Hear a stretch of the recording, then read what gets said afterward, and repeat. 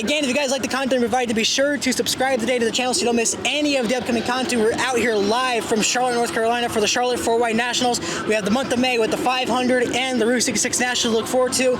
A lot of cool things coming up here on the channel, so subscribe today so you don't miss any of the action. And without further ado, let's get into the video.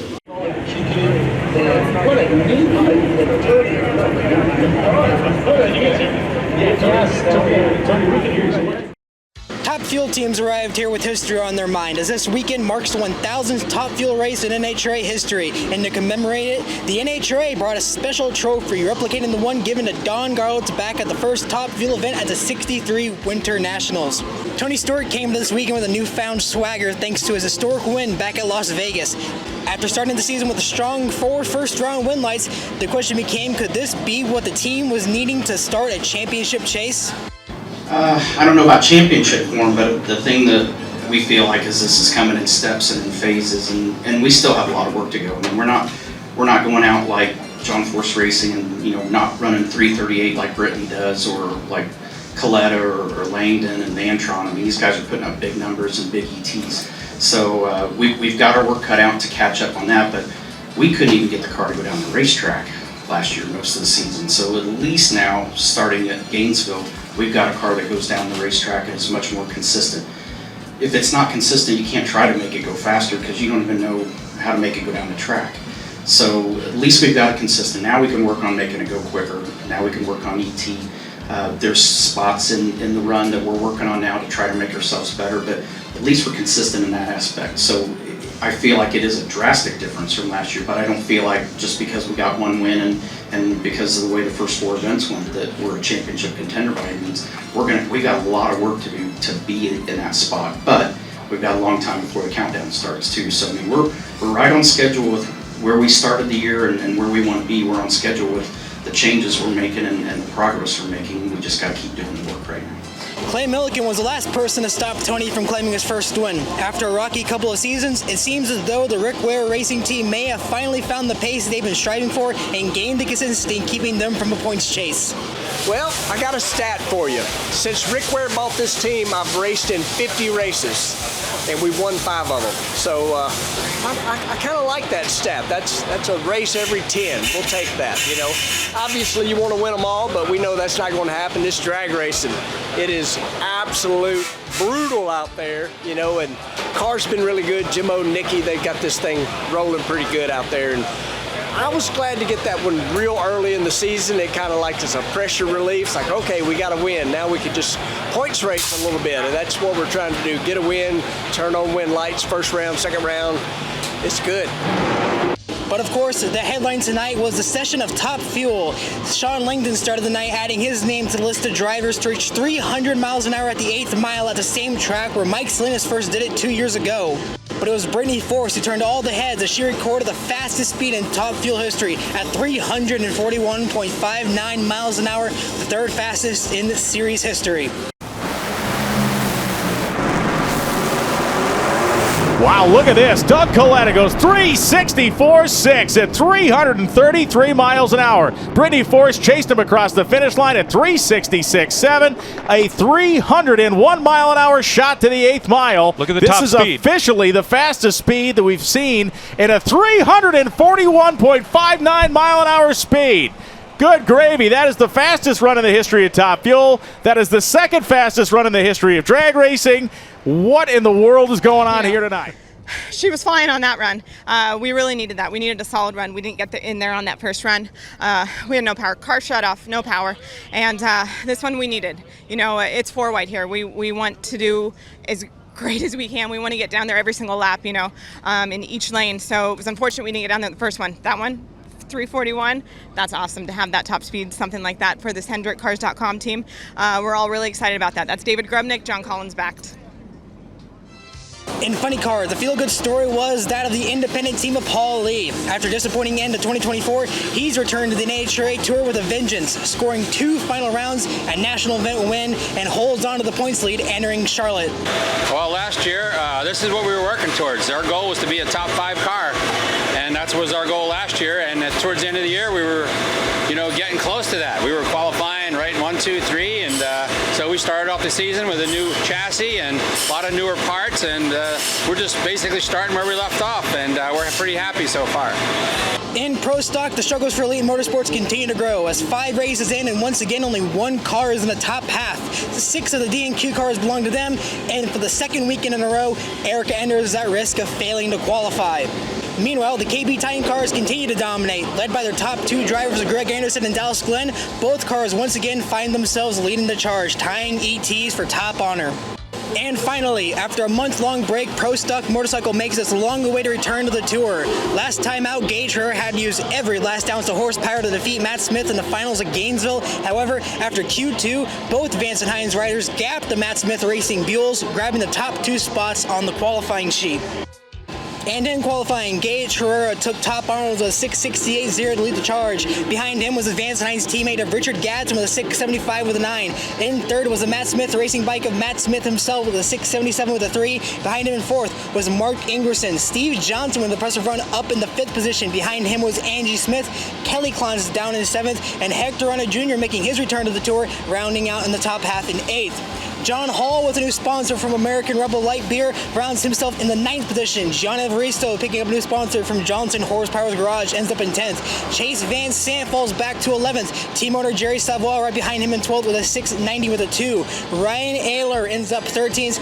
Chris Bostick back in 14th with a 7.144. And Brandon Linton finds himself 15th with no time yet recorded.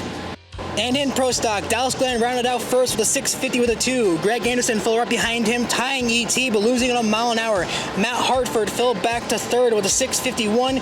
Corey Reed back in fourth, and Eric Latino in fifth, rounding out the KB Titan sweep. Greg Stanfield was the first of the drivers in 6th for Elite Motorsports. Derek Kramer behind him, and Matt Latino with an impressive start up in 8th. Mason McGahey falls back to 9th with a 655 with a 7. Brandon Foster ends in 10th. Chris McGahey at 11th. Cody Coughlin in 12th, Troy Coughlin Jr. in 13th, 14th is Jed Coughlin. Kenny Delco with an impressive start to the weekend ends up in 15th, and once again, Eric Anders again finds herself on the bump with a 657 with a 4.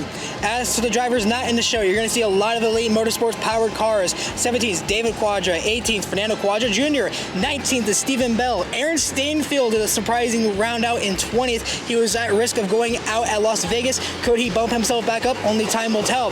Brandon Miller, the only Dodge-powered Pro Stock, rounds out 21st. Jerry Tucker in 22nd. Christian Quadra in 23rd. In Funny Car, Paul Lee ends the night with number 1 qualifying order of the 382 with a 9. Austin Prock ends up in 2nd with a 384 with a 4. Daniel Wilkerson with an impressive start up in 3rd. Spencer Hyde continues to improve his talents behind the wheel of Funny Car, rounding out 4th. Jack Beckman ends up in 5th. Bob Tasca III at the same track a year ago where his season completely was derailed after having all of his intake manifolds confiscated. He finds himself bouncing back as he rounds out in 6th. Ron Capps ends up in 7th. Matt Hagan, in the event his sponsor is hosting, he rounds out 8th. Bobby Bodie, returning to the family car, has an incredible start to the weekend with a 390 with a 4. He ends up in 9th. Cruz Pedregon back in 10th. J.R. Todd 11th. Alexa Joria back in 12th after DNQing at Las Vegas. Chad Green ends up 13th. Hunter Green, his son, back in 14th. Buddy Hull in 15th, and Dave Richards in 16th. For the 2 cars not qualified, that would be John Smith with an 872 with a 5, almost over a second out of the field, and Dale Creasy Jr. with a 1034. And in Top Fuel, Doug Kalitta ends the night number 1 qualifying honor of the 364 with a 6. Shawn Langdon, the Kalitta teammate, back in 2nd. Brittany Force rounds out in 3rd with a 366 with a 7 in night 1. But her big story is breaking a 340 mile an hour on a Top Fuel dragster. Sean Reed ends 4th. Antron Brown back in 5th. Justin Ashley in 6th. Josh Hart in 7th. And your defending race winner back at Las Vegas, Tony Stewart, ends the top half in 8th. Steve Torrance ended Q1 in the number 1 spot. He falls to 9th after failing to have a complete run in Q2.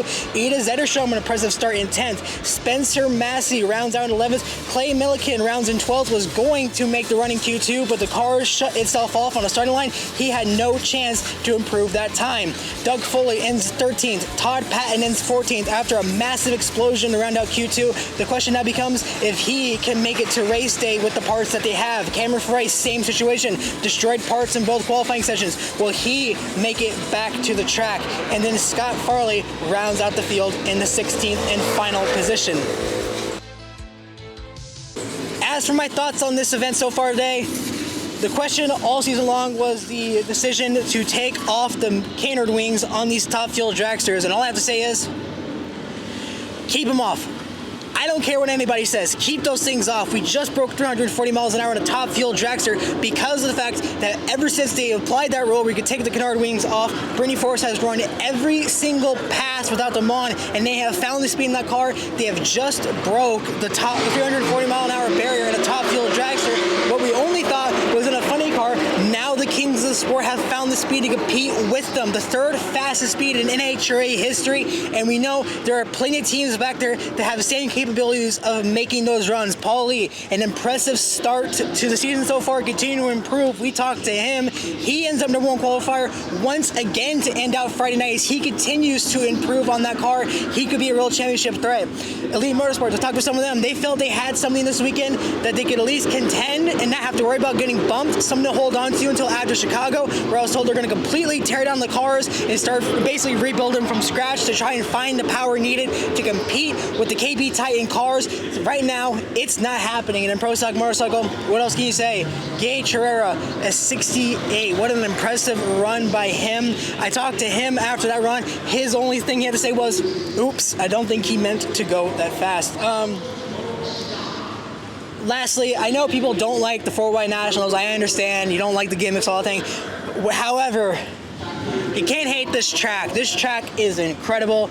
One of the best venues in terms of not only amenities, but think of the records we have seen within the last few years. Mike Salinas, the first driver to break 300 miles an hour to the 8th mile. Shawn Langdon did it tonight. Brittany Force, again, breaking 341 miles an hour. We saw the Pro Stocks, 2 of them almost breaking into the 49s. Gage Herrera back into 68s. He has almost a 300th lead over the next bike that's not his teammate. So you can hate the 4-Way National you want, but you cannot deny the fact that these last 2 4-Wide Nationals have been incredible. We're only through night 1 of qualifying. We still have day 2 and race day, so there's a lot to look forward to.